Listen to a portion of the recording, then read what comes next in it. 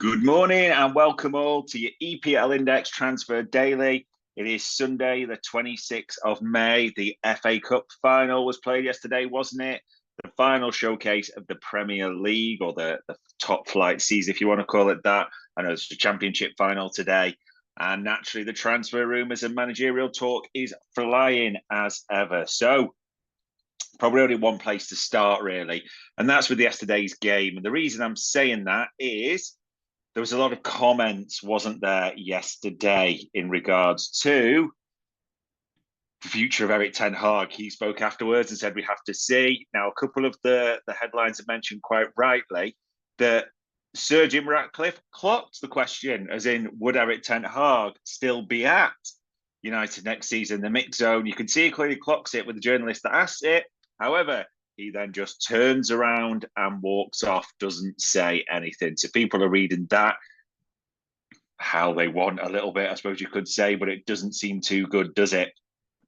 Interestingly, if we go to the big names, David Ornstein released one yesterday saying, kind of halfway house, you could call it, did his article, which is mentioned today in a lot of the back papers, that United will conduct a quote-unquote season review. So nothing is set in stone yet. However, the one thing I would say is we're not exactly hearing many come out and say Ten Hag is going to stay 100%, put it that way. So that's the latest on that one.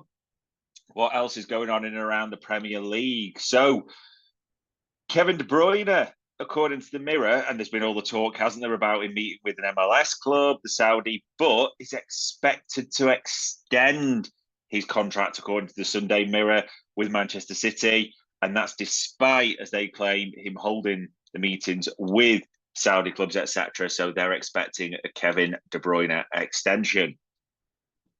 Speaking to teams at the top, AS, now it's a Spanish publication. They have got that Luis Diaz is admired by Barcelona, especially, it's a Spanish outlet, their sporting director, Deco, the famous midfielder. Now, it's an interesting one, this, because this one just won't go away. It keeps coming back and forth, and Liverpool fans will know. The article also mentions they might well be selling Raphinha to fund a move for Luis Diaz, which is interesting because Raphinha is younger. I remember he went from Leeds, didn't he? But people would naturally be asking, hold on, Barca, their skin, the levers, all those types of things, where would they be getting the money from? Well, that's what AS are suggesting. Bit of an expansion on an article, or we mentioned yesterday that, and again, it's the same outlets, although the Sunday Mirror could argue against the Daily Mirror, however you want to put that.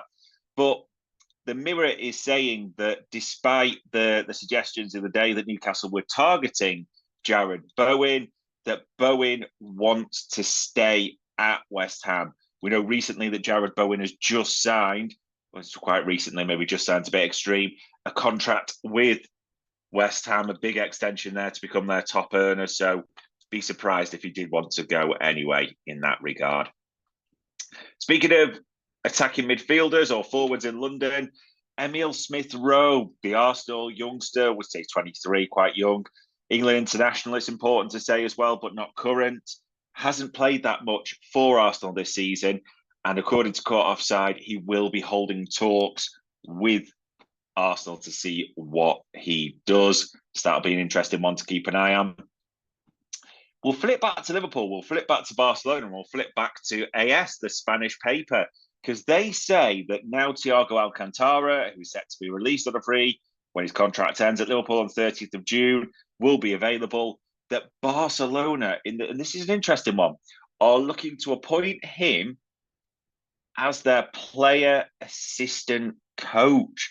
So Thiago Alcantara going back to his original club. Forget he's a La Masia graduate, isn't he, from many, many moons ago, despite where he's been around the globe.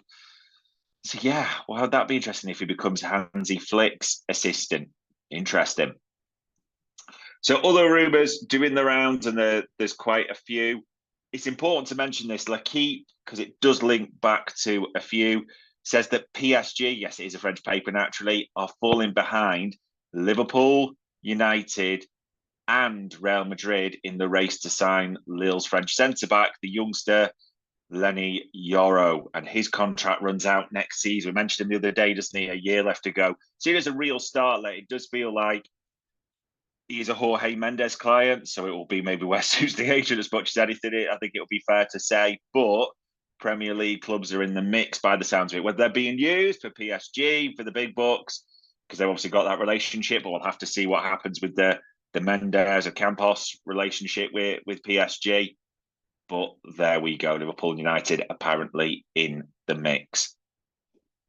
Speaking of almost former Premier League links, this has been knocking around all summer, but as quite a few are reported now, Sky Sports Italia especially, the former Tottenham, former Chelsea boss, Antonio Conte is expected to be named Napoli's new manager. I mean, what a watch that will be. De Laurentiis and him, combustible or what? But that is the suggestion.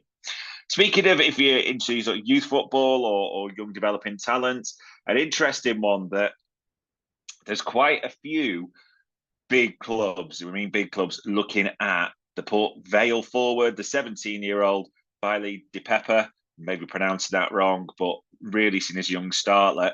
And according to the Daily Mail, or the Mail on Sunday, the Premier League clubs, United, Newcastle, West Ham and Villa are in the mix, but they're not alone. A couple of Bundesliga sides in Red Bull and Dortmund are looking at the youngster, so it will be interesting to see. Sticking on, actually flipping to the older side, that we all know Philip Coutinho has been on loan. He left Aston Villa. He's now back. However, if anyone clocked the photo, he was at Vasco da Gama yesterday, wasn't he? Now, people were saying, is that for trading and all that, but they've been linked with him. But according to Rudy Galletti, Villa have set a £6 million or between £6 to £8 million price tag for the Brazilian midfielder. I mean, he's 31 now. He's quite clear he's done in the Premier League, as it were. So it'll be interesting to see whether or not they get him.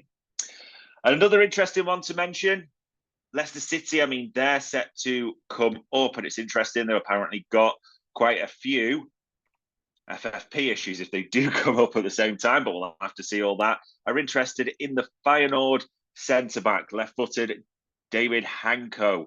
So Slovakian international, 26, done very well for Feyenoord, but obviously it is a massive, massive leap from there, the Eredivisie to the Premier League. But you do wonder what price that would fetch, wouldn't you? And we'll see what Leicester do. There's a few, I wouldn't say major outlets, but a few local sites mentioning Kieran Dewsbury Hall. I know he said he wants to stay, but Leicester have their apparent FFP issues, so it will be interesting to see what happens there.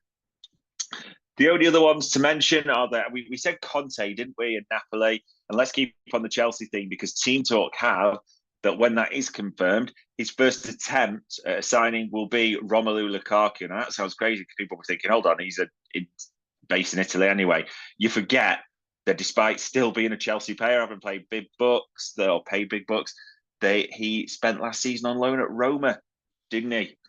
So it will be interesting to see what happens there. There's a few other interesting things to sort of kick it around. And the only one that's murmuring, and I'd just say it's one to keep an eye on, Bruno Guimaraes, the Newcastle midfielder. There's quite a few of the local sites, and Team Talk mention it as well, it's fair to say that Arsenal are monitoring and are also favourites for the star. But the suggestion is that Arsenal are looking around the £80 million mark. Now, that's important to say because there's been a lot of suggestions that there is, and we know, the £100 million release clause, that is Newcastle almost touting it. And let's be honest, they'd be quite happy if they can get £100 million for the 26-year-old. We can pretend what we want, because that would allow them to help with their FFP, PSR issues, and still go again as they clearly want to. I mean, people forget, with United winning, it had a shake-up in Europe, didn't it? That Chelsea will now play Europa Conference, not Europa League, and Newcastle now miss out on Europe altogether. So it'll be interesting to see what happens with Newcastle's stars in that regard. That will be one to keep an eye on. But ladies and gents, as ever, there's a lot happening. The managerial talk, it's gone all quiet today, it seems, on Chelsea. So that's one to keep an eye on. We know about United's potential season review and what's happening with Ten Hag.